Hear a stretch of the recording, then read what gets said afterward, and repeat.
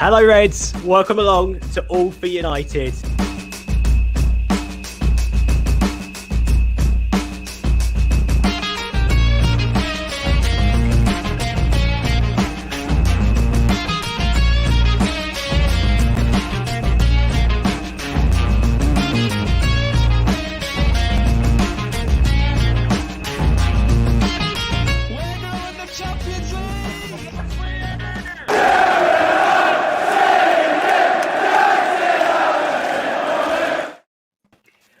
Hello Reds, welcome back to All for United. Thank you for joining us once again. This has got to be one of my favourite panels that I have put together in a very, very long time. Just check out some of these Reds, man. We've got Stu, we've got Connor, we've got James, we've got Phil, we've got Adam, we've got Abdel, and we've got Callum all on the show tonight having their say on what was a night that is still haunting me and I think is going to haunt me until we kick a ball again. But we're going to try and dissect it a little bit more. We're going to try and look at the bigger picture. We're going to try and talk about what happened on the field, what went wrong. Then we're going to have a look at, as many have pointed out online, the blame culture as well. I don't want to hit on the blame culture, but I want to dissect it, what it means and where we go moving forward. So we'll do that later on the show. Before we start though, guys, I just need to quickly hit on something. We've done a lot of work in the past with the Manchester Munich Memorial Foundation on a series of shows all to do with the Busby Babes. And today, a true icon in Manchester United's legacy, history, Jimmy Murphy. It was announced that we're going to be honouring the great man who is so vitally important to our rich history of this club with a statue outside of Old Trafford. And that process is now going to start. And the Manchester Munich Memorial Foundation, along with the others who have put this petition together, are going to continue consulting with the club and are going to make this happen. I'm thrilled to tell you tonight that Patrick Burns, who we've worked with a lot from the Manchester Munich Memorial Foundation, and Jimmy Murphy's godson, Paul Murphy, are going to be joining me on a show next Tuesday to talk about the process and also to talk about what happens next. So we'll be doing that next Tuesday, 8 o'clock, right here on All for United. It is a massive thing to happen for our club. Never before has a petition had such an impact on this football club. They've now, it's mind-blowing. I will tell you exactly all it means, the bigger picture behind it, Tuesday nights to join us for that. But now, you want to talk about the Europa League final? Of course you do. First of all, easy, quick question. I want to come to you each for a minute. Nothing more. Stu, how are you feeling today? Yeah, I suppose I've come to terms with it a little bit. I haven't had any stick from the lads, which is pretty good. But, all in all, it was a very substandard, subpar performance. And I am going to shut up now because I just think Ollie and the lads need to go away, take a long, hard look at themselves, kind of determine what they want from themselves moving forward, and see where it takes us in the summer. But I've got a great deal to say about it, to be honest. I'm still, Well, I hope you do, because we've got about an hour to film, mate. Connor, let me come over to you. How are you feeling right now, Connor? A few days after. I was fine until this show was put together and we've got to talk about it again. I mean, it's like therapy. See it as therapy. I'm still a little bit gutted. I mean, in the grand scheme of things, it's not like we needed it for Champions League qualification, which is obviously important. I would love to have won it, like I said the other day, because of Ollie and Maguire in particular. I would have loved to have seen them lift the trophy.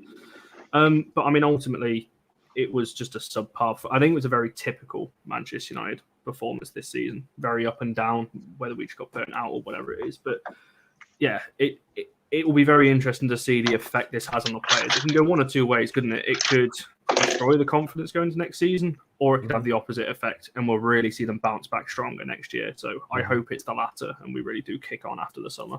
James, same question to you. How are you feeling now? Last time I spoke to you, you was obliterated in a pub drinking a shit Guinness. How are you feeling now?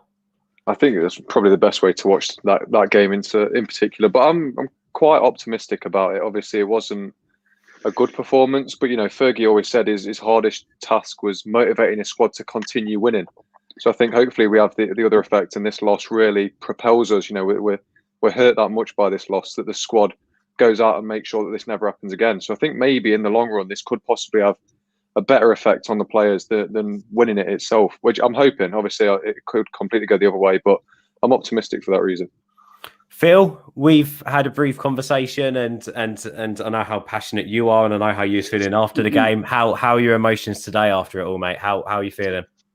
Different than yesterday. Yesterday was anger. Today's disappointment. You know, and the raw emotion after it. You're not thinking straight. You're everything you're saying is a result of your anger. Then you sit down and you reflect. You see things a little different. I have to say, mate. I wish I had that youthful optimism that James has, because if City win the league is not enough to get United players motivated, if Liverpool win the European Cup and the league isn't enough to get them motivated, and I don't know how losing the final is. I think if you look at it, everything that happened was entirely avoidable. Moreno scored 23 goals this season and 7 assists. The closest player after that in Villarreal is Paco Alcacer with 6 goals. Their threat was obvious. They're not a great team. They weren't able to beat Barcelona, Real Madrid, Atletico Madrid at all in the Liga this season. It was a very, very winnable final. And once again, a lot of the same details that we were talking about with Sevilla last season are still here. Squad depth, Solskjaer referenced squad depth at the end of last season. Then went out and brought a number of players in, none of whom actually start. So we didn't address the squad depth. We're sitting on extra time with the same team that we played because he doesn't trust what's behind him. Exactly the same problem last season. We have a centre-back problem, which we knew last season. And here we are again. Lindelof being found out wasn't a particularly difficult. It's a set piece. And so we're talking about things that we talked about a year ago being a problem that still exist. So for me, what United need to do this summer, we talk about young players not there, which is important, but United need Cavani legacy, winner mentality change players that are going to come in. If you look at United's best players Wednesday, Cavani, McTominay, right? But that attitude is exactly what United need. They need someone else that's going to come in and continue to change the environment, not adapt to it. So this is why it's really, really important that what United bring in this summer. I'm not saying they can't bring in a young player, but they have to have players that are winners like Cavani that continue to change that mentality into a ruthless winning mentality, rather than we're talking about finding ways to accept defeat. Fergie continue winning. Well, they have to start winning. I would like to see. It's one thing motivating players to continue winning. I want to see that players actually start winning trophies. This was unavoidable. This was completely avoidable. This is a bad defeat. United need to win trophies. You can't keep talking about the future. And I'm all in, lads. Sorry for this long answer. I'll finish up. But Ollie's at the point in his job now where this has to be the future he was talking about. He's been given enough players. If he continues to get back this summer, I'm very confident that it will send Jadon Sancho this summer. Then I don't think it's reasonable for Ollie to sit down a year from now with no trophies and we're getting closer. I don't think. I think we're at the point now where it's deliver. And I have to say, he sounded really disappointed. And he said something that was really interesting, where he said most of the players gave everything. So I think you can tell there's a few players in the dressing room that he wants out. And I think these protests have got the Glazers to a point where they're willing to spend more than what they were a month ago. I hope so. And I'm happy that you mentioned some of the things you did, because some of that stuff we also feel 100% going to elaborate on. I'm sort of in the camp with you, where the more I think about that Villarreal side and how they performed and what we was expecting from Villarreal at the start compared to what we got, there were no surprises there whatsoever. Target in the final. That's not acceptable. Yeah. Ultimately, we lost that game. They didn't win it. I think that's they're the answers that we've got to see on this postcard. Hey guys, if you're watching, thank you for watching. Smash a like on this video, get in the live chat, discuss with us as we talk about all the big talking points for the Europa League final, and also hit that subscribe button on the channel as well. Alan, again, just simple question for you: how are you feeling now, mate? How are the thoughts? Is it sunk in yet? How are the emotions? Yeah, just not so bad. I mean, just really disappointed, like everybody else. With the build-up and, being the anniversary of Sir Matt Busby's birthday and the anniversary at 99 and all that, everything was leading towards a special night for us, wasn't it? Yeah.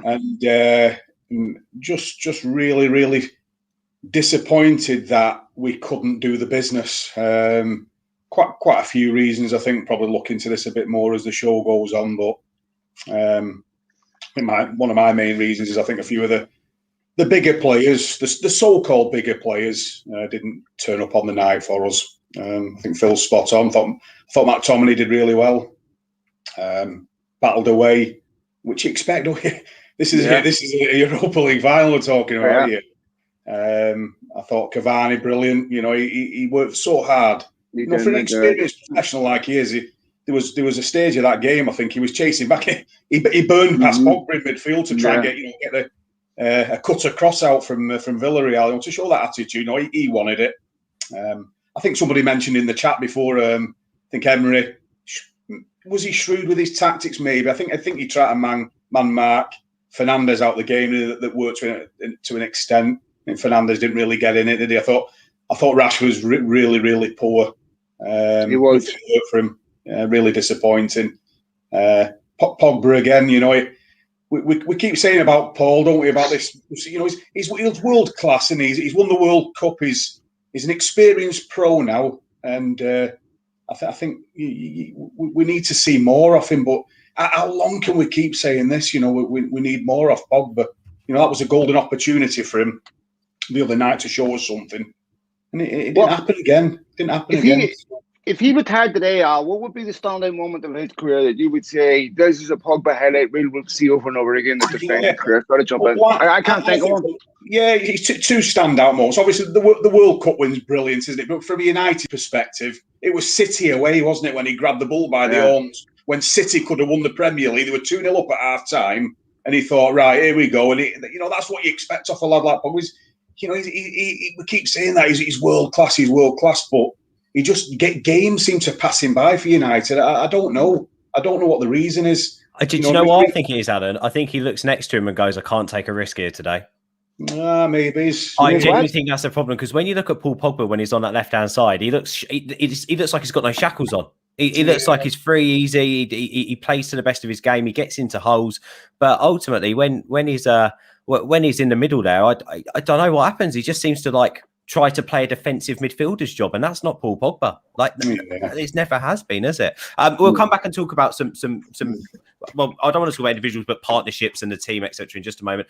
Callum, let me come over to you because I think Abdo's just had to dart off. Callum, how are you feeling now? I'm sort of, I've put it out of my head now, to be honest. Not one of those players turned up on Wednesday night, unfortunately. I just wonder what competition was better, the Europa League final, or who was drunker, me or James. It wasn't good enough. And considering the luck and the banter we get about penalties all season from other clubs, and the biggest game of the season that we lose on penalties. Listen, I've said a lot about David De Gea over the years, and he's been a fantastic player for us. And the stick he's been receiving is pretty shocking.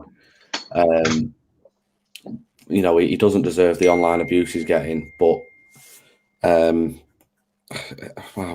don't understand how a goalkeeper could look so unlikely to save a penalty. I wasn't confident to save a single one of them. The abuse he's getting for the missed penalty, though, at the end of the day, he's a bloody goalkeeper. So I think it's a bit ridiculous that he's getting abused for that. Listen, they just weren't good enough. It's simple as that, and I think it's quite shocking that in our biggest game of the season, that's how some of our biggest players perform. Pogba didn't turn up. We love Bruno, but where the hell was Bruno on Wednesday? I don't remember him doing anything. Rashford was marked out of the game. Lindelof was poor again. I think the problem we had the other night was it was sort of a shoo-in that we were just going to win on Wednesday. Mm-hmm. And I said on the preview show, I really thought Rashford would have been dropped and Greenwood would have played on the right and Pogba would have played on the left. And judging on that performance, I'm a little bit shocked that he did that. His recent system, his recent selections suggest that his favoured position his favoured team is playing Pogba from the left. So why he changed it so much against Villarreal, I don't quite understand. I don't know. I was really shocked at how bad the performance was. Just nothing was ticking for us. I think you've led me there perfectly, Callum, because Abdel, I want to ask how you're feeling, but that's a small side note to this question because let's move on now as well. But ultimately, I think he did have three key decisions to make, Ole Gunnar Solskjaer, going into the game. So let's start off by talking about those. It was the centre-back pairing, it was the goalkeeper, and it was potentially the midfield, because I wasn't expecting that. I was expecting McTominay and Fred to partner each other in the middle of the park. He went with McTominay and Pogba. A, why do you think that was? And B, Is that where it went wrong? Did we lose that midfield battle? Is that where it went wrong for us?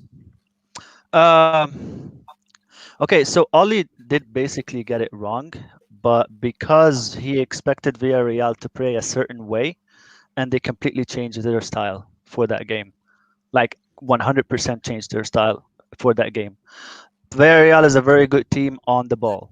They play like, they try to pass it out. They try to pass teams off the park, if you will, but teams that are below them, not Real Madrid or Barcelona or something like that. And Oli expected them basically to play us the same way that Real Sociedad try to play us, because Real Sociedad similarly play a similar style, but they press a bit more aggressively than Villarreal. So I expected that, and what gives you that hint was the way he positioned Bruno Fernandes. So Bruno Fernandes was in that game was playing as a second striker, right on the same level as Cavani, and I'm pretty sure you guys have noticed that Bruno Fernandes was very high up in that game, and he wasn't getting on the ball. Bruno Fernandes ended that game with the lowest amount of touches in all 11 United players, well, except David De Gea for sure. But he ended with the least touches. That shows how much he was not an influence on that game. So this is where Oli got it wrong. So he expected to control the midfield with Pogba and Scott McTominay in build-up, and then he expected to find a lot of space when Villarreal try to press us and try to win the ball higher up than they originally did. But what Villarreal did was the complete opposite. They surrendered possession willingly because they didn't want it, and they knew that what is the weakness of Man United? Play him in a very, very deep block and frustrate the hell out of them. And that's exactly what they did. At certain points in the match, Villarreal played with a back six. Their two wingers were fullbacks. Their fullbacks were in the half spaces trying to mark our inverted wingers. So that's how they played it. Completely gave us possession, completely gave us territory. They were like, you know what? Do your best to try to break us down. Do you know what, Abdul? I think that's telling him what you said, because I mentioned a few times on the watch along that United, and I know this sounds ridiculously stupid, I don't want to be really sensible about this, but United, I can't name you once when there was a triangle, when the right back had the ball and he had someone to play off of, and then there was a simple passing move, a triangle, like something very simple that should be just common knowledge within any team. One person's got the ball, he should have a couple of options. Bruno was never showing for the ball, and we mentioned this after the game, didn't we, Stu? We said that there was space in between the lines, and Bruno wasn't there. He stood next to Cavani. He stood next to Cavani, exactly, because Oli wanted him to play as a second striker. Now, the problem is you can get away with this, even if he got it wrong, he can't get away with it if your front six, because we had a front six that day, right, are making actual intelligent runs behind the back line. But none of them were making runs. This is where all the players failed, and including Cavani, as hard as he tried, like just grit-wise, running-wise, effort-wise, tackles-wise, his movement wasn't. What do you think happened? Do you think he forgot how to be a striker that day, and his movement we forgot how to be? No, I think part of it also plays with Villarreal. Their two center backs were physically bigger, taller, and they were good. They were not bad. That's the thing. This is the part where, like, okay, maybe Cavani had a little bit of an off day, but Villarreal had a very good day as well. He was United probably between him and McTominay. Here's what I saw: United went behind in the game. Villarreal sat deep. United being the best team in all of Europe's top five leagues. Villarreal deep from the beginning. You disagree? No. But they came out with the game plan. 80% of their goals came through one player, as it has done all season. They're not a difficult team to predict. You saw what they did against Arsenal. They're pretty straightforward. They came out and played a 4-4-2. And here's the thing: you can talk about tactics all you want. Doesn't matter what tactics you play if Lindelof makes individual errors. Doesn't matter what tactics you play if Marcus Rashford misses one-on-one opportunities. Manchester United are the best football team in Europe's top 5 leagues. From coming from behind, they have the best away record in top 5 leagues. This wasn't the result of Oli all of a sudden, in my opinion, you could disagree, tactically getting it wrong. This is a result of the fact that, one, they haven't played well since the Super League was pretty much announced. They've been playing this way for a while. They had something like 6 games in a week or a week and a half. So it's an amalgamation of different issues. They're missing their best centre back. Lindelof is weak in that position. There's inconsistency with the goalkeeper. So to me, I think what happened was more down to not down anything great Villarreal did. It was more down to the fact that United fell behind. They tried to come back and win a one-off game, play differently that they would have done in the league, and they didn't get that second goal. So I mean, if you take a look at the results, I think Phil, I think you're getting me wrong there. But hold on, let me finish. Villarreal finished 0-0 with Atletico Madrid, right? 2-1 against Barcelona. I mean, this is the same Villarreal drew 2 each with Granada, right? They beat Arsenal 2-1 over 2 legs, right? Yeah, so Phil, those stats are inconsequential for a single game. Yeah. We're talking about a single game here. Those are I know I'm talking about a single game. What I'm saying here, lads, is this isn't down to any tactical master plan. This was down to a number of predictable factors. And you guys can disagree, but I didn't see no tactical master plan from nullifying United's strengths. What I saw was a United team that fell behind, got back in the game. They were poor the entire game. So were Villarreal. Villarreal let them have possession because they could afford to let United have possession. They didn't need to take the risks. They were ahead in the game. So and clearly, as you've seen, number of times they were wasting time. They were playing for penalties from 1-0. Well, they made that substitution, didn't they, in the second half on the 60th minute, where they took off their centre forward and brought on a defensive midfielder. Like there was a period in the game where from day one, they're a professional football team and one of the best leagues in the world. You're not going to beat them. They're not going to come back and win every game. You're both making a really good points, and I'm sort of on the field of I'm on that fence and I'm getting splinters. So let me just quickly speak to Alan about something quickly, because also I think, Abdel, you made a really good point that also reflects quite nicely in Phil's point in some ways, because obviously, Abdel, you're speaking then about obviously Bruno Fernandes's positioning. Phil mentioned at the very start about the lack of chances. Alan, let me come over to you. You're a midfielder. From what I saw, and again, I don't want to go over tactical, but I want to use some sort of common sense here. We struggled to create clear-cut chances. We had 2 shots on target in 120 minutes. We did sort of have on the ball a 4-2-4 formation, and we were struggling to, I think, progressible. Like, if I'm going to use terminology, I'll say progressible. So for you, Alan, what could we have done better, do you think, against that Villarreal side on Wednesday night to potentially have created more chances? What openings did you see? Well, I think we tried, didn't we? We tried to unlock it. It was just that we weren't creating clear-cut stuff. I think McTominay had a chance early on he's about 20, 25 yards out. He scuffed his shot and he pulled it wide. There was another chance where I think it might have been McTominay again. He pumped it forward to Cavani. He had a bit of space in the box. He tried to lay it off. It didn't work out. The Rashford chance, second half, I don't know what happened with that. I think my son Sam could have knocked that home. He knew himself, but he wasn't in good form, was he? So there's another one gone. So there was like little half chances here and there, but from a clear-cut perspective, I don't know. Sometimes we struggle a little bit. I think we tried to high press, didn't we? First 25 minutes, we were trying to get on top of Villarreal, close them down quickly, not allow them the space to play. Unfortunately, I think what happens is I don't think we've got enough. We didn't have enough intensity on the night. We couldn't unlock. We didn't have enough clever, quick play around the box. Yes, there was no tempo on the pass. You're absolutely right. I think like Phil said before, I think that suited Villarreal.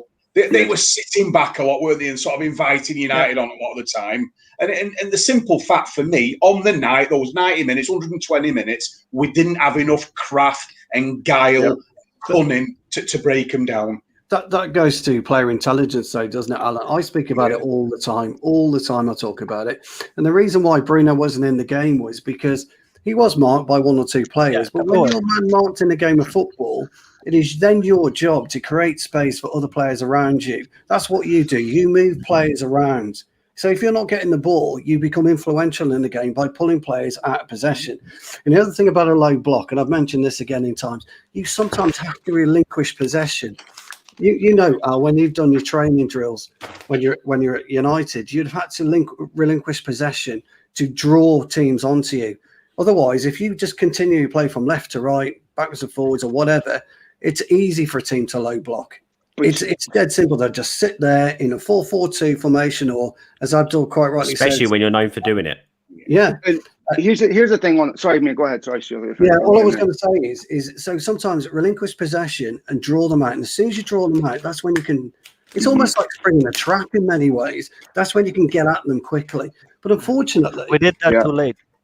Yeah, We did that very late in the game. No, just Too to late, come into it though, I'm sort of confused because I don't disagree with anyone, to be honest. Everyone's sort of making a valid point. It's really weird. But my issue was, and I just can't understand it. When was our first substitution? Wasn't it like the 104th minute? 101 minutes. So I'm sorry. Callum, don't jump the gun. We're coming to that. Right, okay. but that's an important point, lads, because this is exactly the same thing that Solskjaer said last season against Sevilla, that he didn't have the depth to make the changes, which he clearly didn't. And we talked about this on the way in, that United didn't address that over the summer. And so here's the thing. Van de Beek was getting dropped early on at United because of his tactical and discipline, if you want to call it that. But the fact that he was roaming all over the pitch. Yeah. Right? I can't remember what game it is. I'll go back and look at it. But he gets absolutely bollocked because he's found out far left, right? In the game that he came on. And Solskjaer had only brought him on. And I remember the big article at the time saying this explains a large part of why he isn't being played. Pogba had huge problems with Mourinho over not holding his midfield shape. And constantly, not tracking runners, getting caught out. So I completely accept the point that if you're a midfielder, creative midfielder, especially when you're being marked, you have to make space. We saw this with Eden Hazard and Ander Herrera, right? When you put somebody on a player, you also have to remember they're being marked by very, very good players. So it's not as easy as that, and that's where United require more than one player to create. Which is why they're playing Pogba and Fernandes and drop Fred, so that they knew that Fernandes was going to be man marked like that. Yeah, but Fred was injured as well. Well, yeah, I saw something about that after the game. He actually really come out about it. He said that. He said I couldn't put him on during the game. He just barely recovered, and he did well to play 30 minutes.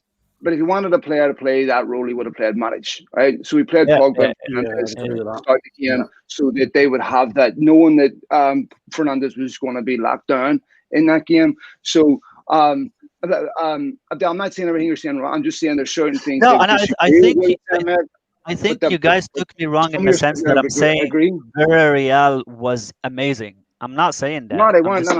No, they were not amazing. They were completely bang average. But the thing is, they knew that United get frustrated in a deep block, and that's what they went for, because that's not how they play in La Liga. I've watched them several times normally. But when it came to the final, they were like, you know what? No, if we take on United, we're absolutely going to get rinsed.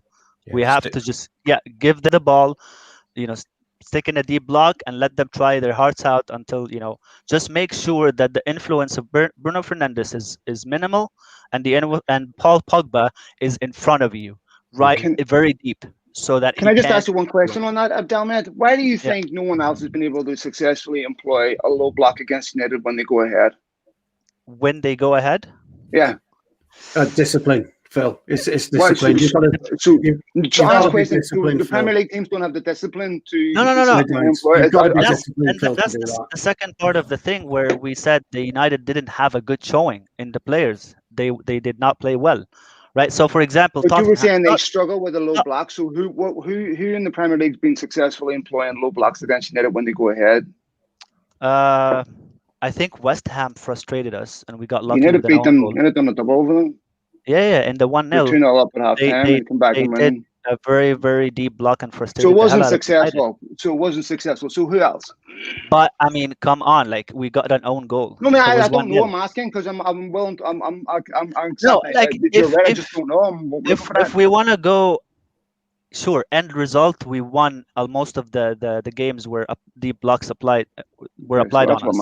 Okay. But in a performance matter, because performance matter, you might get away with 6, 7 results, 8, 10 results. Yeah, but at the end of the day, it's going to catch up with you.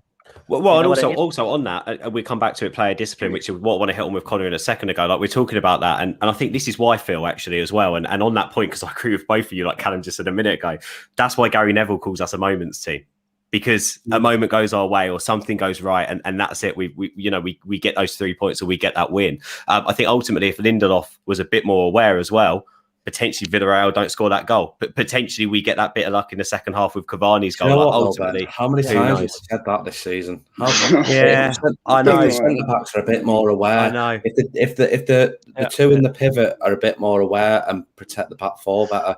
If Rashford can put away a one-on-one a bit more, how many times it's repetitive issues that are coming up over and over again? Unfortunately, United right now in their starting 11 have players that shouldn't be in the starting 11. They should be on the bench, and Manchester on the bench United have players that shouldn't be even on the bench. You're hitting the nail on the head. Manchester United are too aware at the moment and too content with the fact that we've got squad players in our starting 11, and now this should have been addressed last summer.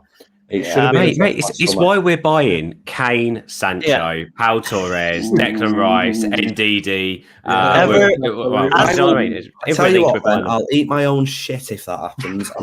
Will you do it on a live stream, and can I monetize it? Because I've done 5 hours with no monetization the other day. Callum, ask no good, Ben. No good. Since the first video we've done together, I've been telling Ben the biggest problem at United isn't a manager, isn't the players. It's the actual recruitment.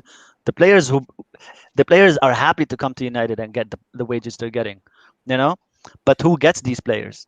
That's the problem. It's the recruitment. You're right. It goes well above the manager. Well above the manager. Fix that. Whoever comes in will be successful at United. And Abdel has been saying that, but let me just tell you that never have I ever said that the manager's the problem. I'm not saying you said anything. I'm just saying that ever since we've done a video you for have the said first that. time, every time. Well, boys, let me go and speak to Connor and James quickly, because I've got a couple of dying questions for these lads, and they're sitting on the fence and getting splinters like I am at the moment. So, Connor, let me come to you first. Stu, before the game, I remember on the preview, he vividly said the players have to play the game and not the occasion. We're now talking about how the players potentially didn't do either, but either way. What were your thoughts ultimately on the game itself and the players in terms of the shift they put in? What was the word you was using a second ago, Stu? It's just completely about discipline. Discipline. Connor, what for you went wrong in that department? I disagree. Firstly, that we lost because of recruitment. Because let's not be real, that 11 we put out is better than Villarreal's 11. Are we saying that they've got a better midfield than Pogba? That's not what he was saying. He was saying that ultimately we should be striving for better. It wasn't that ultimately we should have lost against Villarreal because of recruitment. It was that there's still players in this side that we need to. Yeah, I don't think that would. Abdel, I'm right in saying that, aren't I? I mean, without doing a big thing on this, that's. Oh, sorry, Abdel, you muted. Go ahead again. Sorry. What did you say? I said that you weren't saying that we lost against Villarreal because our recruitment shit. You were saying that there's players in the squad that ultimately we can improve as a team with better recruitment. Yeah, it's. Listen, I know people and fans usually they try to make it a black and white thing. It's we failed because of this, and that is the only reason we failed.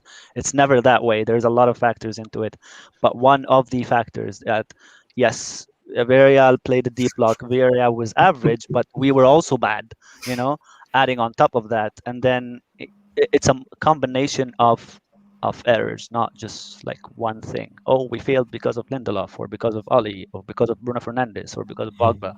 It's a combination of things. We definitely going back to what you said, discipline. We didn't lose that because of Lindelof. We've been conceding goals like that all season. So that's nothing new. Like Callum said, how many times have we said that this season? How many times does Rashford need to be more clinical in front of goal and produce more? And I've been saying this for months. We've been getting away, even when back in January, I remember actually being on a show with Abdul Karthik. I can't remember who else was on. It might have been you, Stu.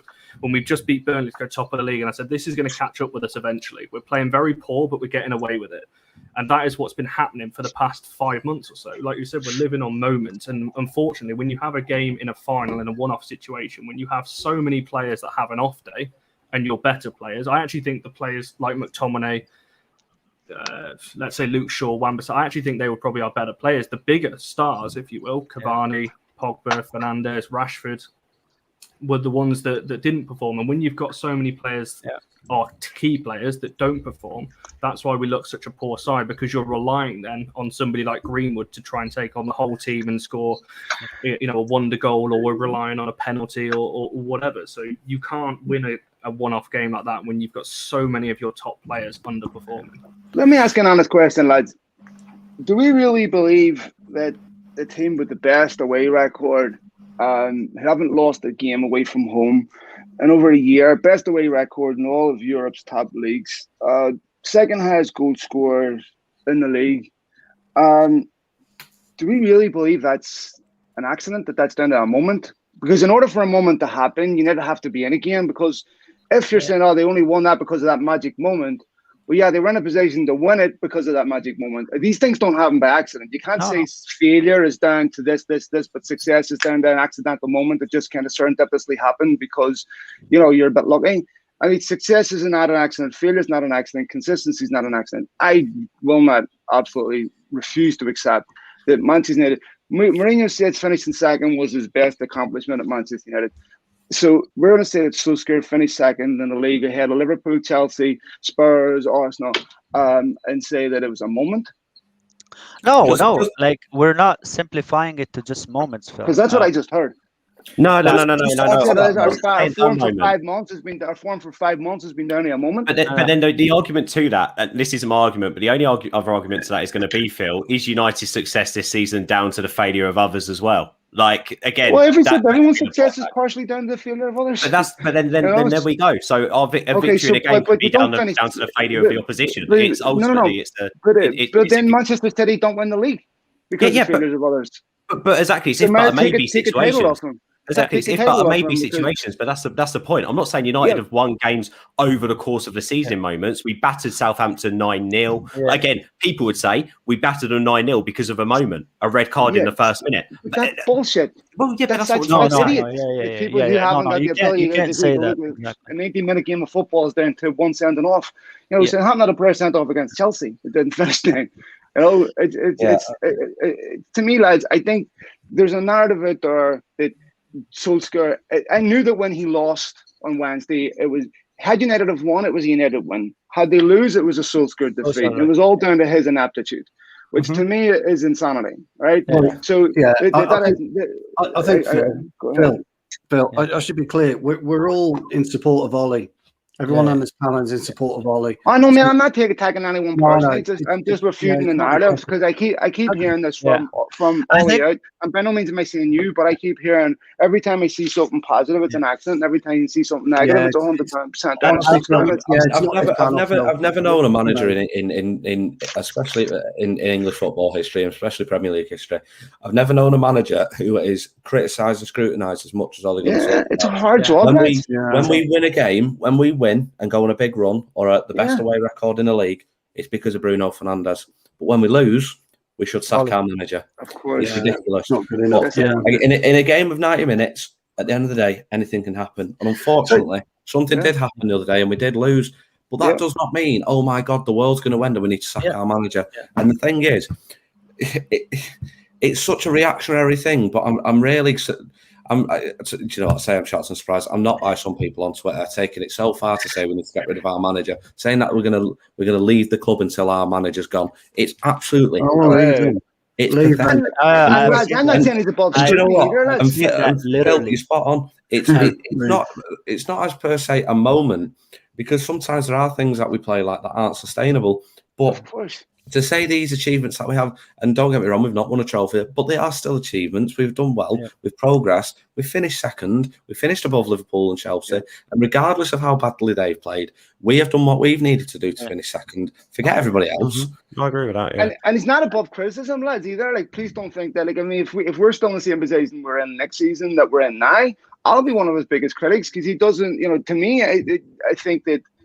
There's still a long way to go before. Actually, this raises a very good question, Phil.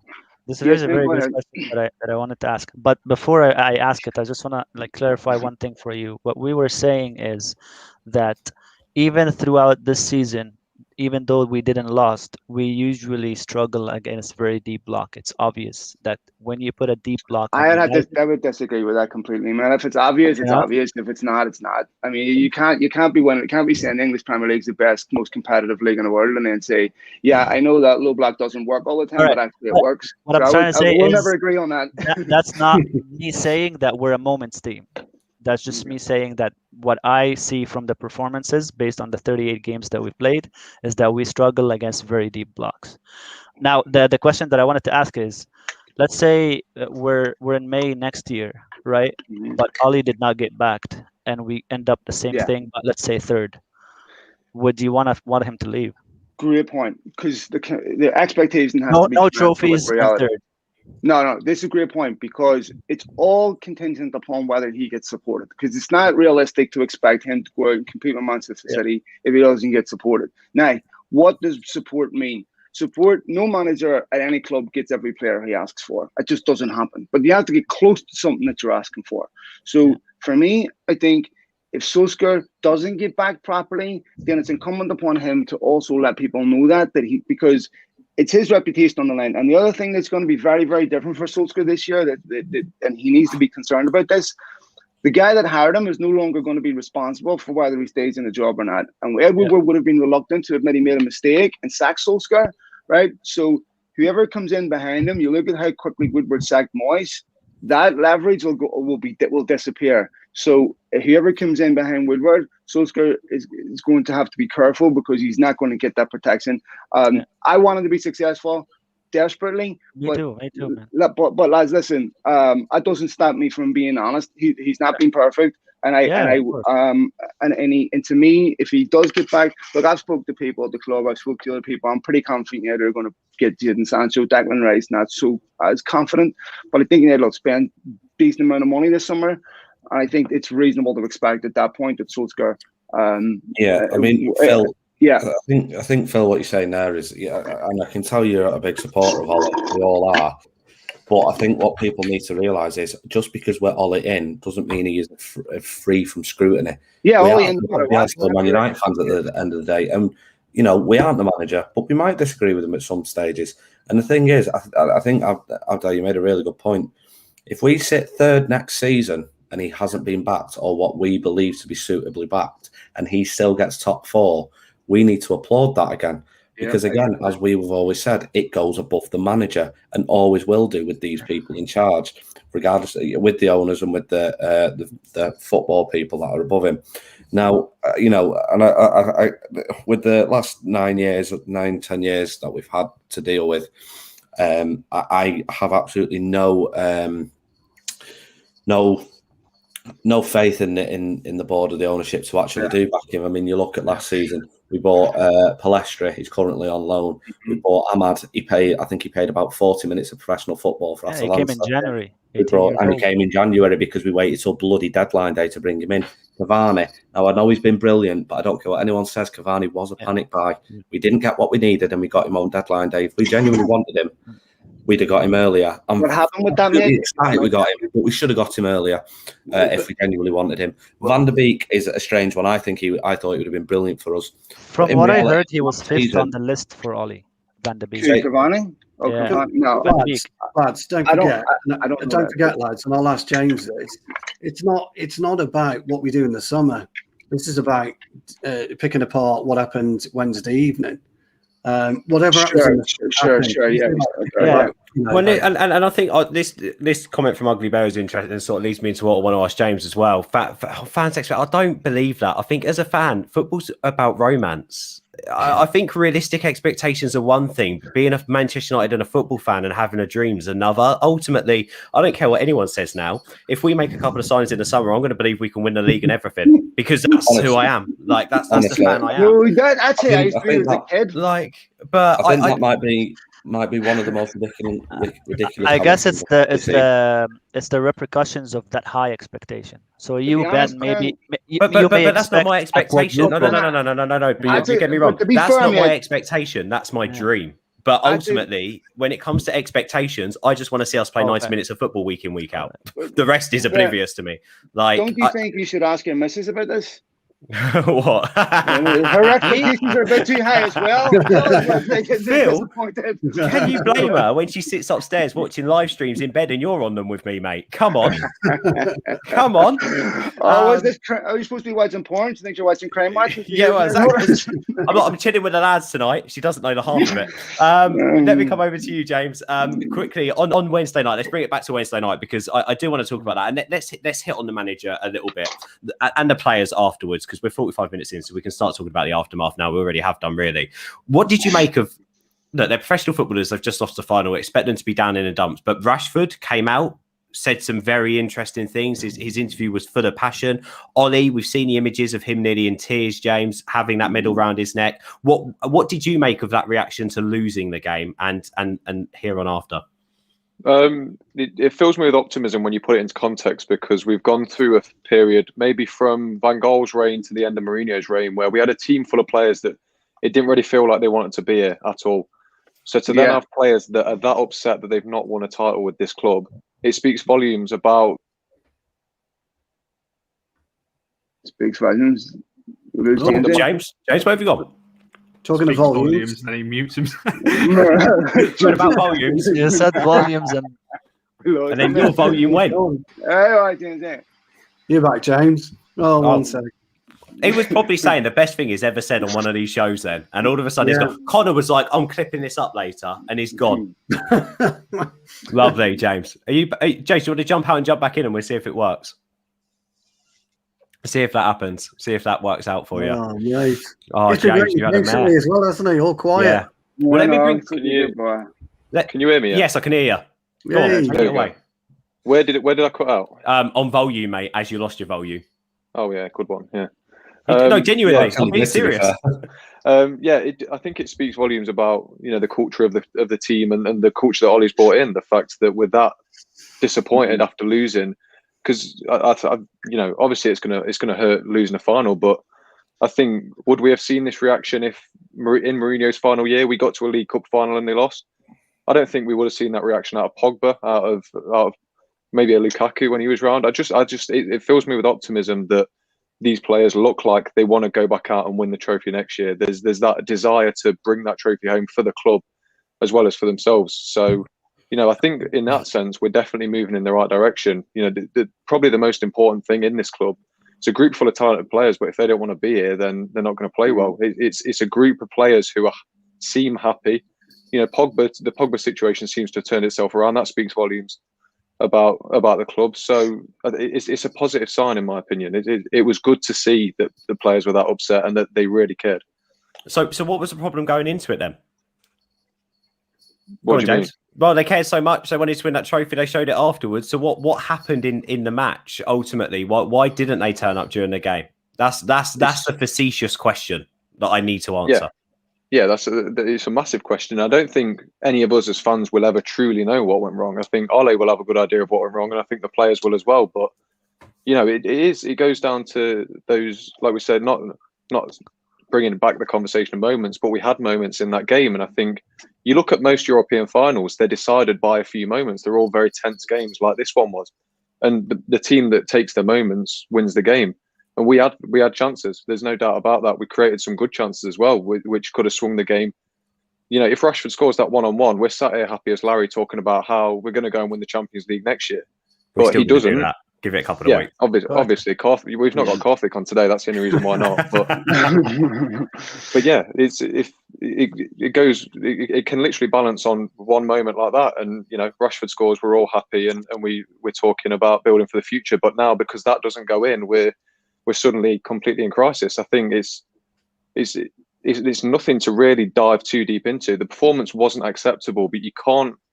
Well, you look at finals in the past, and you don't get many standout performances from teams. So I wasn't expecting us to completely roll Villarreal over at all. So, like I said, it very easily could have gone our way. So I really think to say that to say that it was worrying or anything like that, it is a bit of a stretch in my opinion. Can we just no one else mention moments again? I'm just worried Phil's head's going to explode. So can we stay away from the word moments? I do want to hit on one thing. I spoke about after the game just quickly about Rashford. Rashford done the interview. A bit of racial profiling there, Ben.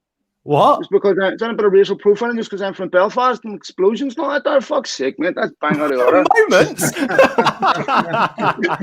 No, mate. I don't know if you've seen, but someone on YouTube in another Manchester United fan channel got in a lot of trouble for a watch along the other day. Stuart, let me just quickly hit on this. He said Rashford's fitness. Rashford mentioned on the interview afterwards that he's been struggling since September. We've all seen it. We've heard the rumours, etc. I saw today that he is our second most played player this season. 52 games.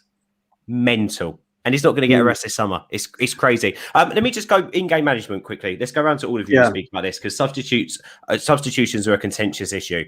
We spoke about it after the game, Stu, and I don't know if you've reflected any more on this. Connor, we spoke about it during the game. I'll come to you next. On reflection, is there more he could have done? Yeah, there is. There is a lot more that Ollie could have done, but having said that, there's a lot more that the actual players themselves could have done. I always talk about in-game management. I'll talk about in-game intelligence, and in-game intelligence is actually the key thing and the critical thing in any game of football, because Ollie can only see so much, and the coaches can only see much from the sidelines.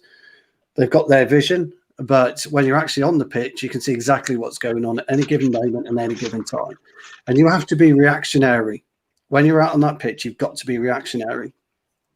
And this is where it comes down to as well, is where players have got to look at themselves. And sometimes, during games, I've actually shouted across to the gaffer, get him off, get the fullback off, get the winger off or whatever, because he's not contributing to the team. And unfortunately, there's not enough of that going around. You've got to be ruthless when you're playing for a football club. You've got to be ruthless when you're playing for Manchester United. You've got to be ruthless as a professional footballer. You want to be on that pitch playing for 90 minutes, okay? But if you're not performing to the highest of your ability, you've got to look at yourself, and players around you have got to look at you. They've got to either try and G you up or get you off, because you're no good to them on that pitch. And Rashford, I love the guy. I think he's absolutely brilliant. I love him to bits, but he had no business being on that pitch, unfortunately, after 60 minutes. He wasn't doing anything for us. Now, you can look to the bench and say, well, who'd you bring on, et cetera, et cetera, et cetera. But Ahmad, and I'm just taking a name out the air, okay? I'm not specifically saying Ahmad, but Ahmad, if you look at him, probably would have added more to the game than what Rashford had added to at that point. Okay. And that's sometimes where, as a manager, you've got to think to yourself, I don't care if he's going to spit his dummy out, you're off. And this is what we're going to do. Now, Abdul mentioned about the way that Villarreal played. You're absolutely right, Abdul. They went into a 4-4-2, really. That's what they tend to do. They went into a 4-4-2 to kind of stifle us. Yeah, but as soon as we pressured them, we pushed the wingers very back. Too late. But it was too late. No, it's not because of that. It's because we had all the possession and they didn't mind. You know what I mean? So when you have your fullback and Greenwood, let's say, so Aaron Wan-Bissaka and Greenwood, right? Their winger have to track Aaron Wan-Bissaka because he was moving forward. And since we have the ball, right, we're controlling it all the time. So their winger has to mark him.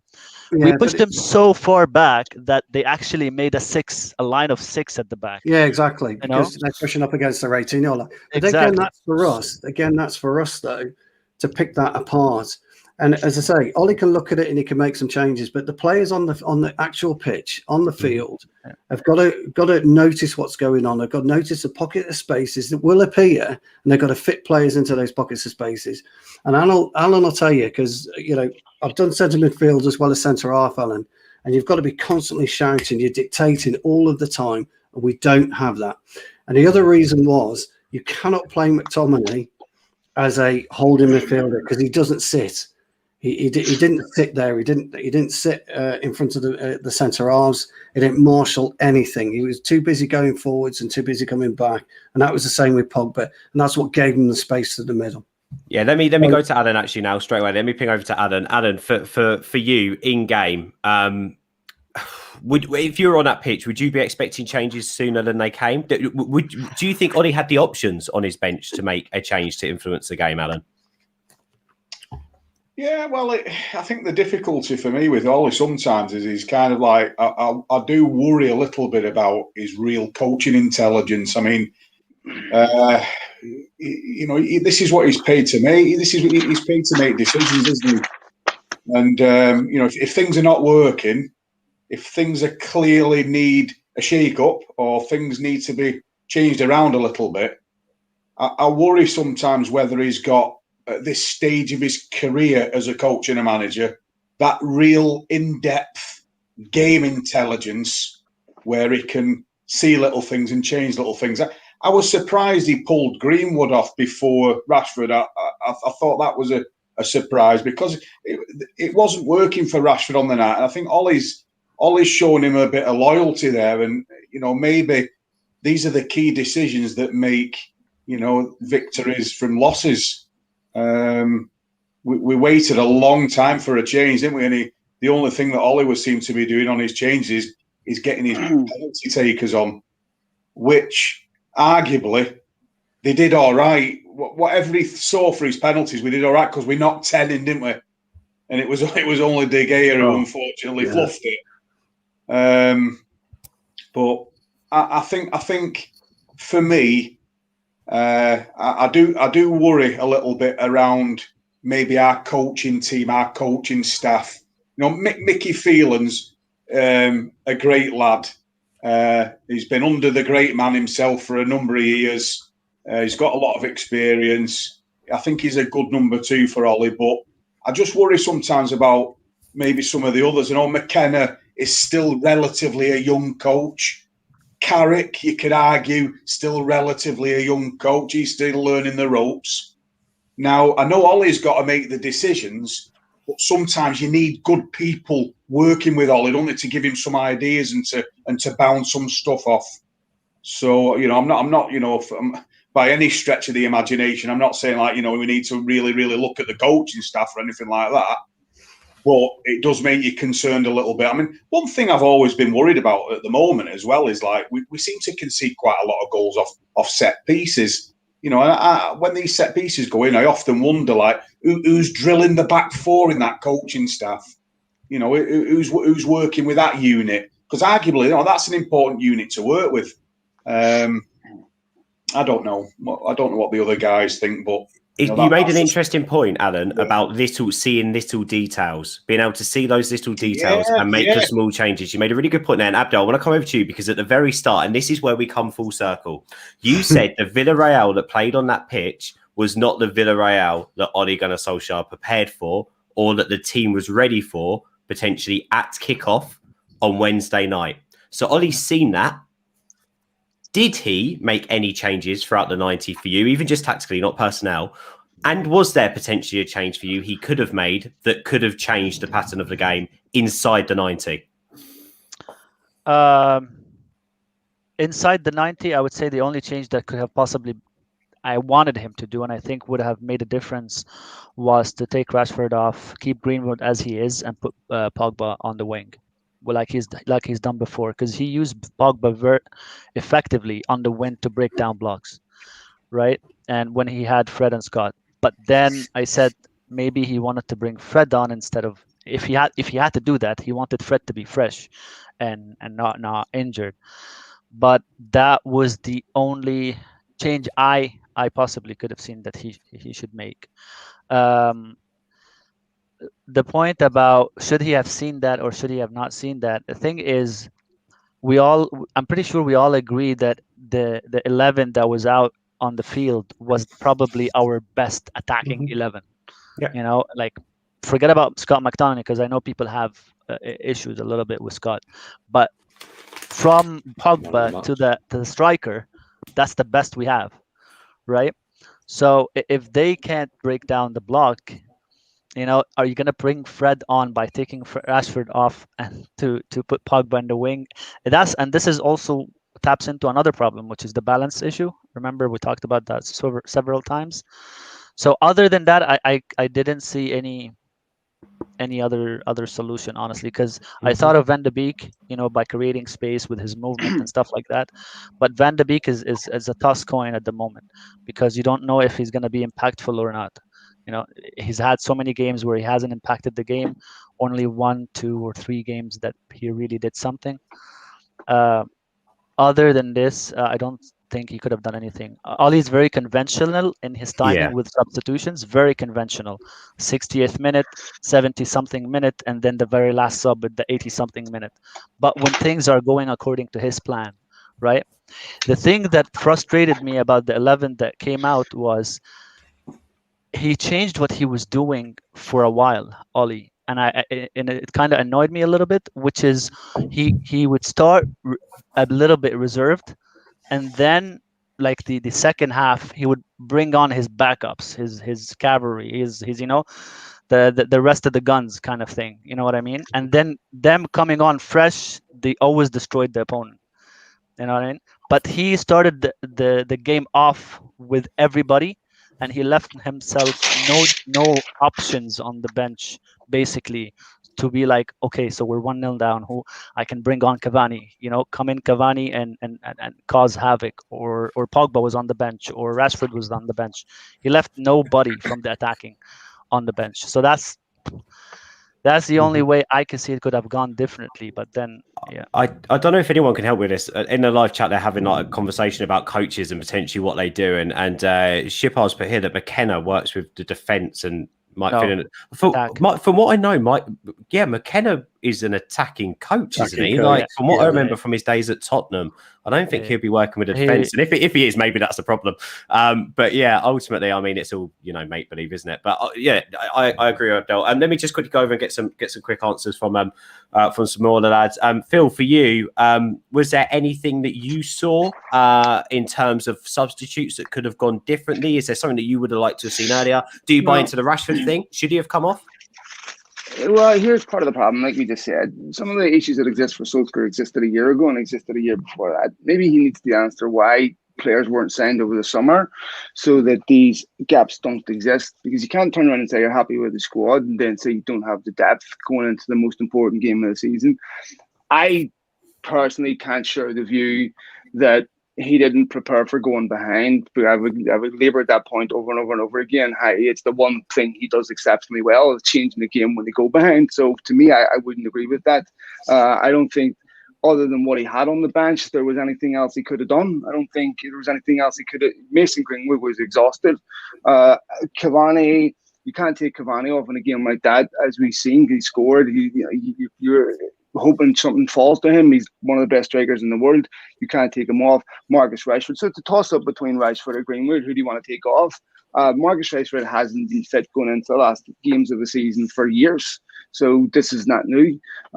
Again, this is where United really need to answer the question, and why I believe they'll sign Jadon Sancho. So no, I don't think he the way United played in that second half in that game wasn't primarily down to things that Solskjaer could have done. If players don't give you that intensity, that tempo, I don't believe Solskjaer turned around and said that United team go out and play with no intensity.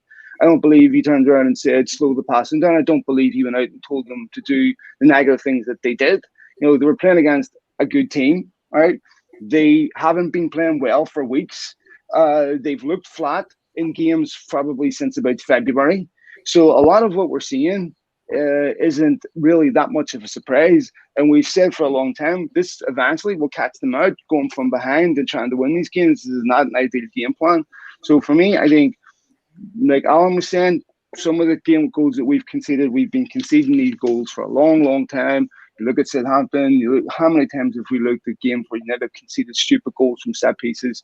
That has to get addressed. That's something where I could draw a direct correlation between the coaching and the players and say Solskjaer's got to do better than that, and making sure that this is how United start games. I faulted him for, not acceptable. Mm-hmm. So for me, I think what I saw against Villarreal was I saw a team that had really not much left to give, that were out on their feet, that the problems that plagued United for really since the February on, where they've been really flat in games, showed up. And look, if this is a semi-final, that's a good result. But it's a final and it's not a good result, and they lost. And there's the psychological aspect of this. The fact is you can't win trophies. That is a big, major problem. And so for me, I think, I don't care if you had Pep Guardiola on the bench prior to that game. I don't think you'd have seen much different than what you saw. And I think that the problem, when you're putting human beings, professional footballers on a pitch, no manager in the world can do anything about individual errors. If that is the reason why you lost the game, if you had to lose that game 4-0, the individual error is not relevant. But they lost a game on penalties partially because of individual errors. If those errors don't happen, United win the game. Even if De Gea scores the penalty, United win the game. We're having a whole different conversation, what we shouldn't have. So just to finish that up, lads. So for me, I don't agree that he didn't leave anything on the bench for the second half, because it's the one thing that he's done well is change games around by making changes, as evidenced by doing a double over Guardiola, which wasn't a moment. You could actually argue the opposite, that the moment is the negative, right? So, how many times have we seen games United throw points away in games down to a moment, right? And I can point to just 3 or 4 of those off the top of my head. So if you're going to do it one way, you got to do it the other two, right? So Liverpool a couple of weeks ago, there's so many examples. So, but if you don't want to accept that there's moments that way, then you've already made your mind up. So for me, I don't feel so scared for yesterday at all. Callum, this is where I'm getting splinters, because I cannot disagree with anything that Phil's just said, and I actually agree with it. And it's sort of what you were saying a minute ago. But then I still go back in my own head and I think Rashford in that first half was just abysmal. Like, we can make excuses for him, but he was awful. I think I've read a stat where he literally only retained the ball once. So you can make of that what you will. If we're talking about moments, then you leave him on because he's going to produce a moment. Well, but then that was going to be my point though as well. But what's also influencing? Did I say moments? What's also influencing? I did not say it. I'm pretty sure. What's also influencing my mindset is I watched that Sir Alex Ferguson and Gary Neville interview. And did you hear Sir Alex Ferguson talking about if you're 1-0 up or 1-0 and you've got half an hour to go, nothing else should matter. If you're not going to risk, you're not going to get a reward. Of course. And ultimately, in my head, do you know what? Right, this channel annoys me because every time I have this really good point in my head, one of you say it. Right, so I do because it's a really good point. It's a really No, just to be fair, Ben, it was you and Phil. So my point here is we're like two peas in a pod, me and Phil. We speak about winning only me ever. The sole purpose of a football match is to win it, especially as Man United, fans. The sole purpose is to win. Now, so you talk about risk. So it was 1-1. Yeah. Now, look, I'm not going to lie, guys. I'm a little ropey on extra time. So if the point doesn't make sense, one of you's flag me up. But a little. Tell the truth. Yeah, a little. Yeah, we'll go with a little. I've got the substitutions here. Now, Greenwood was brought off in the 100th minute, which was our first substitution. If we want to talk about risk and going for it in a European Cup final, going for it and risking it is not bringing Fred on for Greenwood. And then I didn't like that job either. Yeah, and then we've got our next substitution, which was Twanzebe and Dan James. Mm-hmm. Now, Dan James, I'd argue, should have come on maybe in the 70th minute. Thanks for the follow back, by the way, Phil. Yes, I'm just following everyone. I'd argue Dan James should have come on half an hour before he did. Abdul blocked me. I will not get the balls, man. Go ahead. Yeah, and the other point I wanted to bring up is Phil said it before. You can't come out in interviews and say you're happy with your squad and then say you haven't got a squad depth. Donny van der Beek is a midfielder who I think is so good without the ball that he brings in pockets of space that other players can run into to cause problems. Now, if you're telling me bringing on Fred over Donny van der Beek is a risk and going for it and trying to win a cup final, it's laughable. And the thing is, I love Solskjaer. And like I said before, he's not free from criticism just because we're all Ollie in. And absolutely, 100%. I found myself watching that game, and especially when it did hit extra time, I turned to one of the lads I was sat with and I said, has he still not brought anybody on? Because I was getting more and more frustrated at the fact. And then when I ran to the loo and came back and found out that Fred had been brought on, I thought, has he took McTominay off? Is it just a like for like? And then I found out it was Greenwood that he brought off. Now, I'd argue, yeah, of course, the moments are a big thing in football and stuff like that. But I thought Rashford was really poor. And in comparison to Rashford and Greenwood, I was surprised. And especially when we're coming out and talking about fitness, I thought Rashford looked dead on his feet.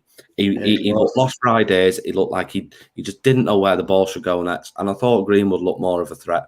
I also agree that you cannot take Cavani off. I actually think Cavani and McTominay were the two players that can a little bit high. I thought McTominay was fantastic. And I thought McTominay next to Pogba shows maybe having that midfield there instead of Fred.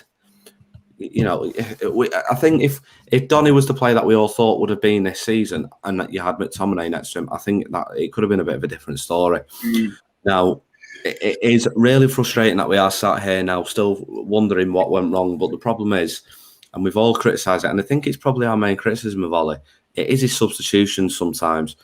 Now, he has been brilliant this year in changing the game, and we've come back so much.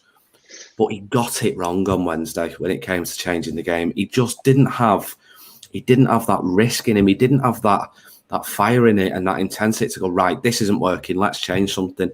And when I found out it was Fred that came on, Jesus Christ, that guy can't shoot to save his life. And then the next substitution. By the way, this is why I said that him starting with every available option he has was why I was frustrated. Leave someone on the bench to bring on when something is not going right. Mate, the change, and it's like I argued. Don't you try one again from the start, though? Donny would have unlocked. If it went that way, it would have been amazing, of course, and everything, right? But surely you're not always like, you know. Yeah, it's like always like, you know, keep something up your sleeve just in case, because you never know. These games are 50-50. He had Donny up his sleeve. He should have been Donny. He should have brought Donny on, because that would have unlocked Bruno. It's what I was talking about earlier. We're also talking about Manchester United, lads. Here, you never should have options beyond any starting 11, right? You take a look at Man City or any top club, every position that goes back to the bigger problem. No, we didn't. You know, stating that recruitment's a problem at United, you know, it's stating the obvious, mate. We all know that, right? And it's been a diabolical joke over the years, right? But the thing is, so that's not Solskjaer's fault. Solskjaer has been there two and a half years, essentially, right? So what's going on before him? You know, I would say that during Solskjaer's tenure, recruitment has finally looked reasonable, where we can finally have confidence that the players coming in, you know, or actually improving what we have. But what I would say is, if I'm a Manchester United manager, a Solskjaer that got slaughtered for what he did against Chelsea in the semi-final, a Solskjaer that's been slaughtered for not picking the right team and how he starts games and not starting his strongest 11, I'm going into that game starting my strongest 11 and saying, I'm going to try to win the game rather than have something on the bench just in case we don't win the game. You should have players on the bench no matter what 11 you start. If United don't have players past the first 11 capable of coming and changing the game, then our expectations aren't commensurate with reality. Actually, Phil, we have got players that are capable of starting. The problem that Ollie's done this year, the problem that Ollie's done this year is he's not played them enough. And any professional footballer will tell you, Alan in particular, actually, will tell you, if you're not playing, you've got no momentum. You have to go into game. Sorry, Alan, I wasn't Cheers, Alan. Alan really wanted to be insulted at 11:16 in the evening. That's what who hasn't played that he should have played? I'm talking about that he hasn't played Donny enough. Matic hasn't played enough. There are players that just haven't played enough, and you've got to play yourself into form. And that's the problem with football. Just quickly, guys, we'll go bigger picture in a minute. Let me just quickly go over to James and Connor and just a final point on the substitutions from these two. And then I've opened up the floor to the questions in the live chat. We'll keep going for another 10 if you guys are still around. Let's get some questions in. Let's do some stuff.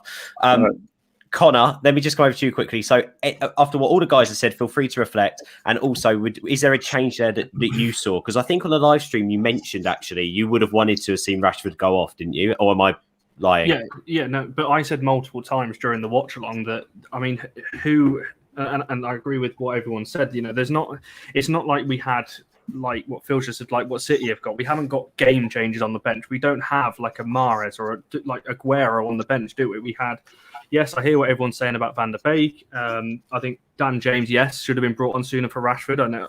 I'm not going to say the M word that we keep saying throughout the show, but you can't just bank on Rashford producing that one chance.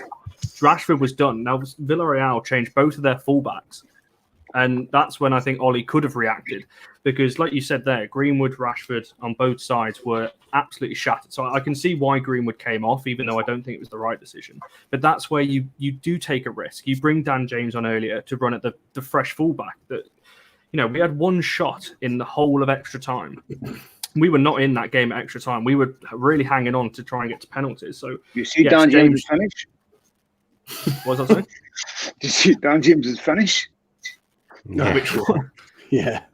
Well, Yeah, I mean, he can't I just think finish, I know that, I just think he could have took a bit more risk. But James that's should have been brought on that- earlier. Ahmad could have been brought on earlier. Van der Beek, just somebody a bit earlier, because, like I said, Villarreal, like somebody's mentioned, made 5 substitutions. Now, you can't tell me that we've got worse players than what they brought on. They brought on Coquelin, who couldn't get into an Arsenal team. They've changed their fullbacks. Liverpool, a rejected Was Liverpool. that Coquelin? Oh my god, I thought it was a different one. If we had better options, we could have brought on if we really wanted to risk it. But Dan James is brought on. He's given us opportunity. It's not Solskjaer's chance he missed it. You know what I mean? He got brought on for 5 minutes, so if it doesn't matter, he had a guilt edge one-on-one opportunity where he should have taken. That's when you earn your shirt. That's when you go to Solskjaer at the end of the game and say, "Nah, I deserve to start." You can't turn around and say, "I deserve to start," even though he shake their boss. This is what mediocrity does. You rotate with mediocrity because no one knocks the shirt down. Right? I've been talking about that all year, Phil. That's exactly what I'm talking about. agreeing with you. I'm agreeing with you 100%. No, I talk about it all the time, mate. I do.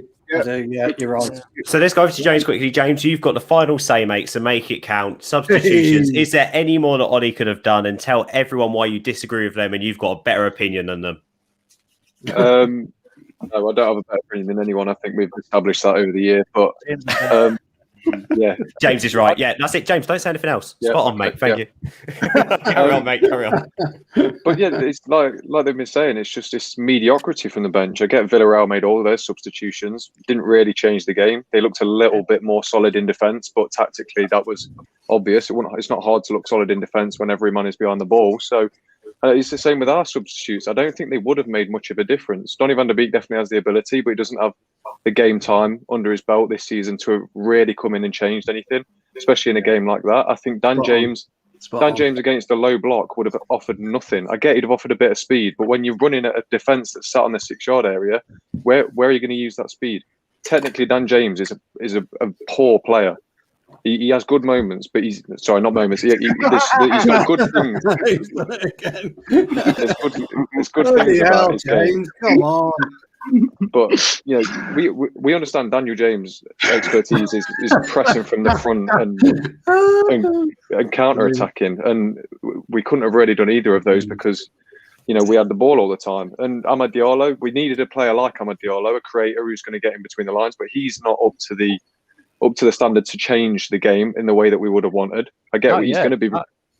He's going to be brilliant in the future, but not yet. He's nowhere near that level. So really, Ollie's hands were tied. I get maybe he shouldn't have played all his cards in one go, but if he didn't play all his cards in one go, I don't think we'd have even got it to 1-1. I don't think there's players on this bench that would have started and made any difference. The only real player that would have made a difference starting would maybe be Fred to unlock Pogba, but Fred, they said he struggled to get through 30 minutes, so playing him wasn't an option either. So I really don't see how subs would have changed that game. I don't think it's on Ollie at all. I think he was reluctant to bring him on, and we saw him, and I can't really blame him because where's the quality in that bench? That then leads us into the first question. My voice is going again. I don't know what's going on with my phone. In the live chat, guys, get in the live chat now. Question for the panel. We're going to get through a few. We've got, let's say, 5 to 10 minutes. Let's go. Let's crack out some questions because we've got an awesome panel on tonight, and we'll try and get some short but sweet answers to as many as we can. Passion Merchant says, "Who do we sell this summer?" I'm going to rephrase this question. I'm going to go to each of you with one player. You can't repeat the same player, and you have to give a reason. Stu, you can start. Go. For me, Stu, name 5. Yeah, name 5. Yeah, for me, I would actually sell. I would sell Daniel James. I would move him on. I like him. He's got a lot of heart, but there's a certain quality you have to be to pull on the red shirt of Manchester United, and I think he falls short. I think he'd be great at Leeds. I think he'd be great at West Ham. He's just not quite at our level. Daniel James for me. Connor?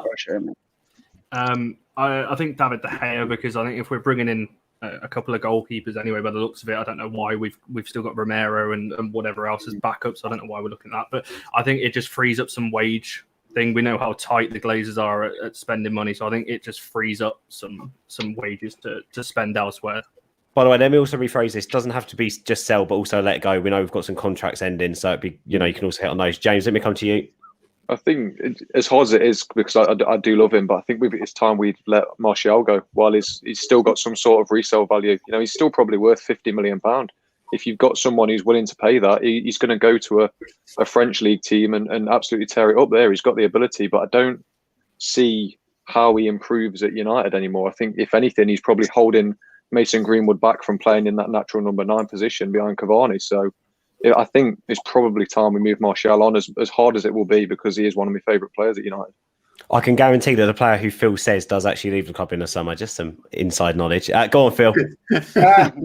Actually, Lindelof, because it would force United into a solution rather than just selling him and moving on. It would force United into actually replacing him and bringing in a player that doesn't commit the problems. He needs to be very different to Maguire. I think Lindelof's too similar. I agree with Stu, actually. I thought Dan James was a great shout, mate, for many of the same reasons that Lindelof. The other one, if I had to slightly steal one extra, would be Dalot, for exactly the same reason. I think United need another right back to push Wan-Bissaka and give them something different. Because I think his lack of ability going forward, it doesn't help on that right-hand side. We need to have a weakness. Bang on. Alan, what about you? Yeah, it might sound a bit controversial, this, but I'd move Pogba on, try and get a lot of money for him. At the end of the day, I've been watching Pogba for a number of seasons now, and for me, it's come to the stage where for a season or two, I was thinking, he'll come good. Ollie arrived. I thought that, this would really take Pogba to another level. And arguably, he shows, we'll use that moment here, that word again, moments. Yeah. He shows little glimpses. Yeah. But to me, if you want someone who's a big hitter, who's 80-odd million that we've paid, who's taken a lot of wages off, I expect a lot of consistency off Pogba, week in, week out. And I'm just not seeing it. And I'm still asking myself the same question to this day. Can he take us to another level? I'm not too sure he can. So that would be my controversial view. I'd move Pogba on, and I'd maybe get somebody like Grealish or Rice, and like a like for like sign, someone who's a bit hungrier. Save that one, Alan. That's the next question. Abdel, let me come over to you. I'm disappointed in Stu for saying Daniel James, because he's the only one that's actually being used as a squad player. No, but if it were up to me, I would remove from the starting 11, and I know he's not a starting 11 anymore, but I move on De Gea, because I think he's handicapping United with his wages. 375. Well, we can repeat the player. Can't repeat the player, Abdel. Right, Abdel's out. I can't repeat the player. All right. No, sorry about that. You can have Daniel James if you want. I'll... No, okay. So. We've got him thinking. No, it doesn't have to be from the starting 11. Just from the squad. Like a player who would go. It could be that their contract's expiring. There's one there. Okay, then Bailly. Bailly. Okay. Even though he's a why is that? We're just curious. Why Bailly? Why Bailly? He's too unreliable. He's too unreliable. And I know what you said, Phil. For some reason, me and Phil are not agreeing on anything. By the way, he's a bit rash, mate. No, I agree with you. He's a bit rash. Sorry, go ahead, mate. Yes. Yeah, but I would actually keep Lindelof as a backup centre back, but I wouldn't keep Bailly as a backup centre back. Okay. I think Lindelof is good enough to start, but not elite enough to be the centre back for United.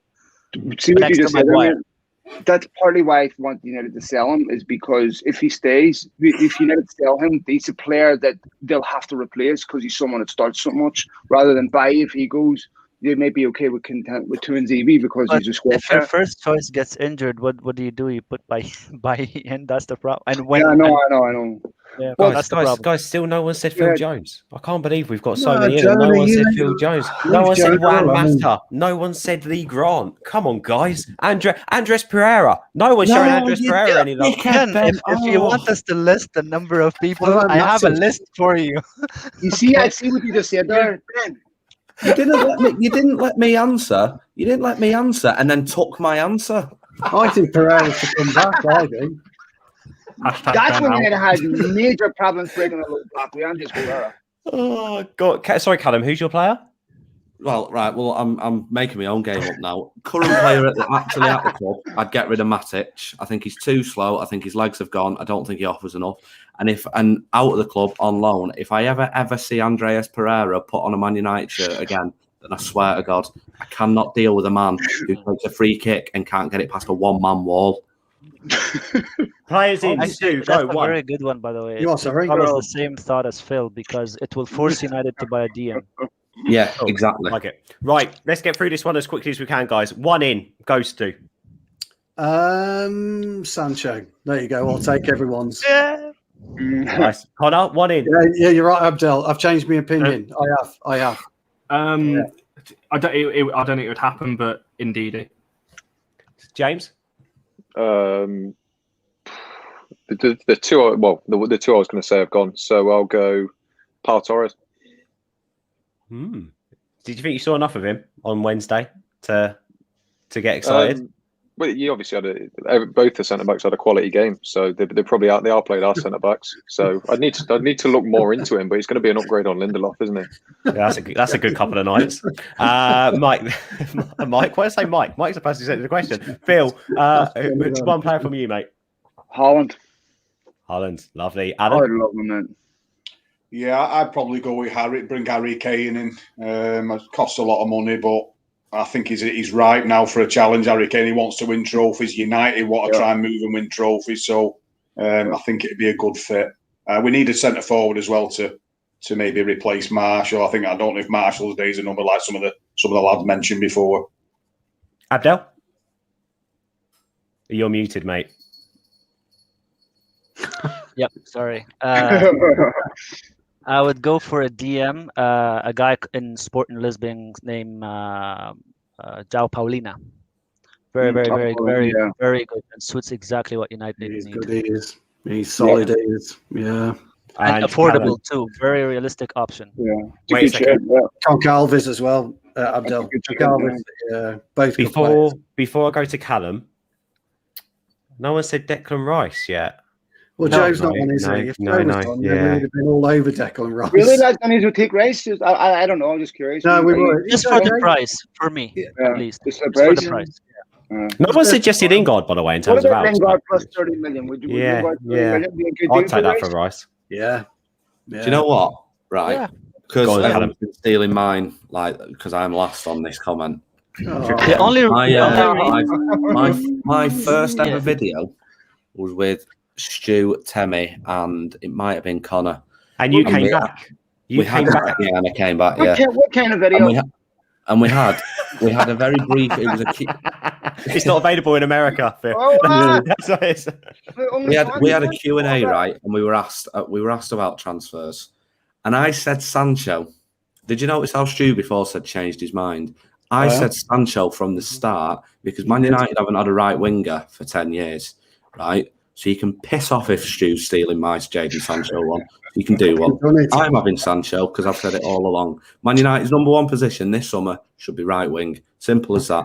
Either him or Declan Rice, probably. My ideal player, actually, Callum, my ideal player is Joshua Kimmich out of Bayern Munich. I said that on that show, if you remember.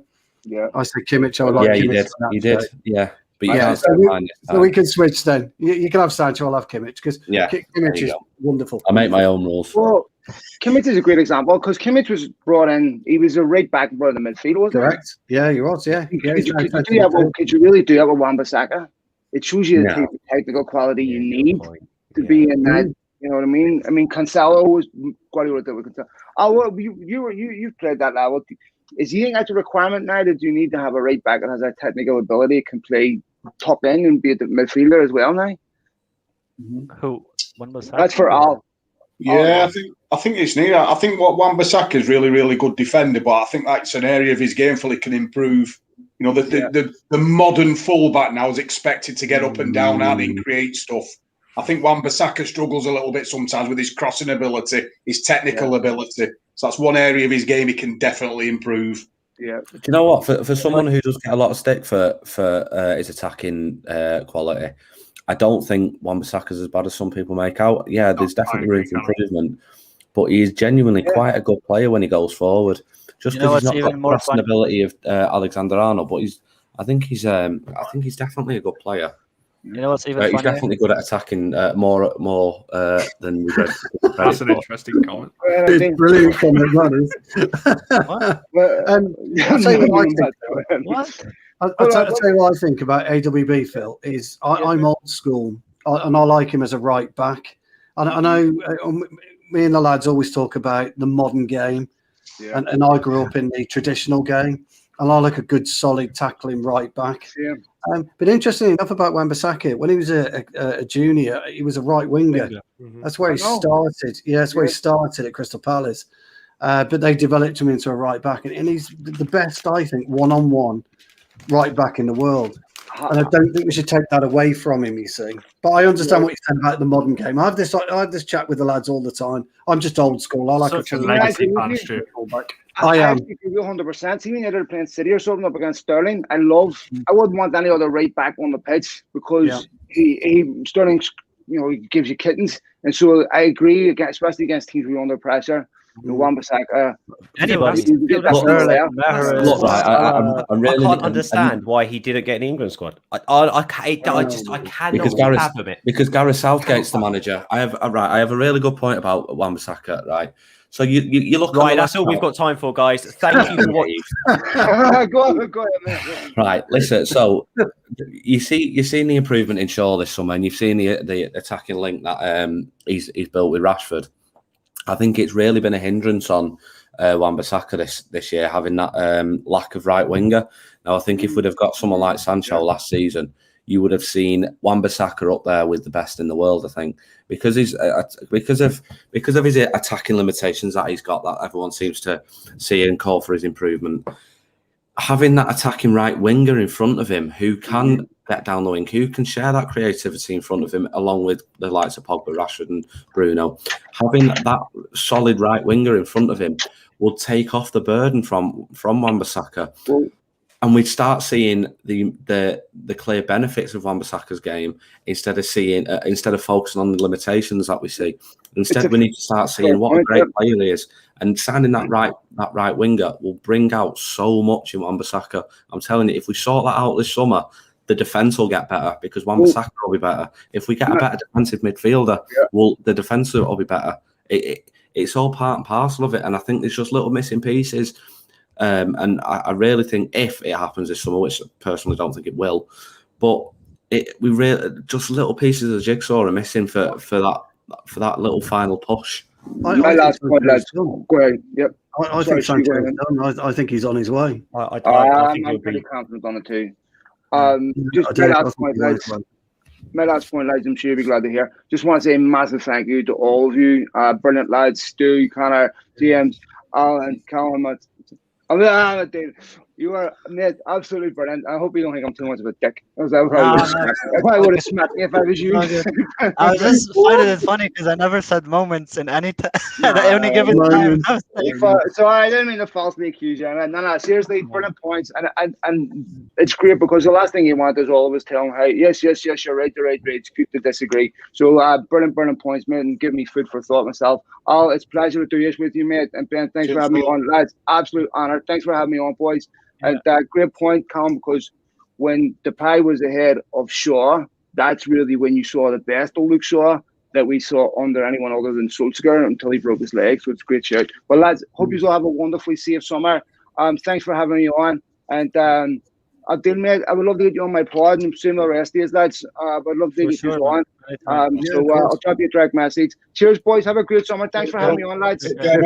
Phil. Yeah, we're gonna wrap up anyway, I think, because my voice is gonna go anyway. But ultimately, just final. I wanted to say one funny point.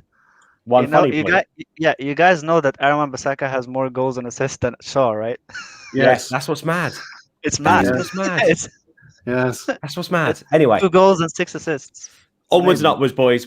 I feel like this has been like therapy for me tonight. I'm not going to lie. I feel a little bit better. Funnily enough, James's positivity has sort of helped me out. You know, little nuggets of wisdom here and there. I love hearing from Alan. Alan is just, Alan, mate, the way you talk is just all you always wax to the record. Abdel, you know, I think you're a genius at what you do. Stu, you used to play the game, apparently. Apparently, as a midfielder, apparently so. Yeah. Oh, did you as well, Abdel? Yeah, I dislocated my kneecap 2 times. Well, you should mention it the same amount as Stu does, and then people would know about it. Nobody knows I used to play Abdul, and still He do. only says it 1,000 times every stream. We've got a proper knows. we've got a proper former pro on here, and he has mentioned it less times than Stu has on this stream. But I always bring Al in, don't I, when I talk about it? I Yeah, always of bring course. him in. I always go to the 2 pro. Because you know he makes sense. No, guys, all of you absolutely He does. fantastic. All of you fantastic. Thank you for joining me. Phil as well, thank you. By the way, if you don't know much about Phil, Phil's fantastic. He's got Beyond the Pitch, fantastic podcast. And not only that, he's been through the mill and back. He's a good friend of mine. And ultimately, he is a big, big patriot when it comes to mental health support. So please go and check out his profile as well. And remember, I'm sure Phil would love the fact that I'm saying this at the end of it. If you are struggling, if you've struggled, if you need help and you need support, everyone's DMs, I'm sure I can speak on behalf of everyone on this panel, the All for United account are always open. Make sure you speak. Make sure you talk. Right, I'm going to get out of here. Karthik, I think, will be back. No, Mark will be back on Sunday with a Fan Zone show. I'm going to be back next Tuesday with this special show with Patrick Burns for the Manchester Munich Memorial Foundation and Paul Murphy, Jimmy Murphy's my cat's trying to jump in front of the screen. Brilliant. Grandson. He'll be on the show with me to talk all about the new Jimmy Murphy statue that's going up at Old Trafford. But lads, what a show tonight. Thank you for that. Thank you guys for watching. Hit that subscribe button and we're going to get out of here. Night, guys. Take it easy. Have a fantastic bank holiday weekend if you get a bank holiday. See you in a bit. Bye.